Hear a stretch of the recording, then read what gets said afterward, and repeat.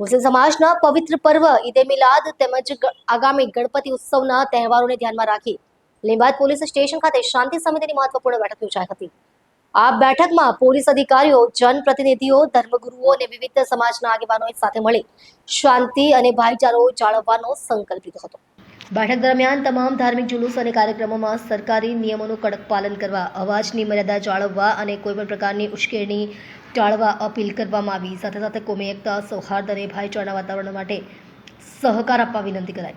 આ બેઠકમાં ACP Pareva, PI DD Chauhan, doctor Ravindra Patil, ધર્મગુરુ સૈયદ બાપુ સહિત અનેક આગેવાનો ઉપસ્થિત રહ્યા હતા। તમામ ધાર્મિક સમુદાયોને સાથે લઈને તહેવારો શાંતિપૂર્ણ રીતે ઉજવવા અને કાયદો વ્યવસ્થા જાળવવા પોલીસ તંત્ર દ્વારા સ્પષ્ટ માર્ગદર્શન પણ આપવામાં આવ્યું હતું। આજ રોજ લીંબાયત પોલીસ સ્ટેશન ખાતે એકતા સમિતિની મીટિંગનું આયોજન કરવામાં આવેલ, જેમાં આવનાર તહેવાર જેમ કે ઈદે મિલાદ, ગણેશ વિસર્જન, ગણેશ સ્થાપના એ તહેવારને શાંતિમય રીતે, એકતાપૂર્ણ રીતે પૂર્ણ કરે એ રીતેની મીટિંગ શાંતિ સમિતિના સભ્યો તરફથી કરવામાં આવેલ છે।